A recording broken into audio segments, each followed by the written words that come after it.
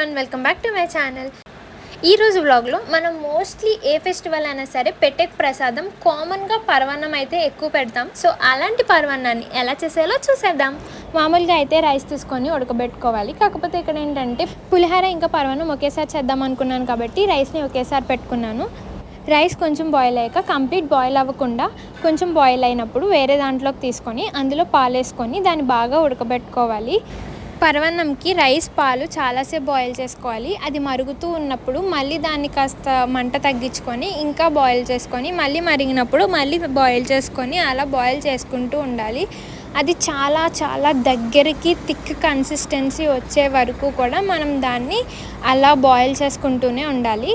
చూసారు కదా, పాలంతా మరిగిపోయి ఎంత థిక్ కన్సిస్టెన్సీ వచ్చిందో. ఈ కన్సిస్టెన్సీలోకి వచ్చినప్పుడు మనం బెల్లం వేసుకోవాలి. షుగర్ వేసుకునే వాళ్ళు షుగర్ వేసుకోవచ్చు, బట్ మోస్ట్లీ బెల్లం వేసుకుంటారు. బెల్లం వేసుకొని బెల్లం కరిగే వరకు దాన్ని కాసేపు కలుపుకొని పక్కన వదిలేయాలి. ఇందులో 1 or 2 ఇలాచీ వేయాలి, లేకపోతే ఇలాచీ పౌడర్ వేసుకునే వాళ్ళు ఇలాచీ పౌడర్ వేసుకోండి. ఇలాచీ మంచి ఫ్లేవర్ని ఇస్తుంది ఏ స్వీట్ కన్నా సరే.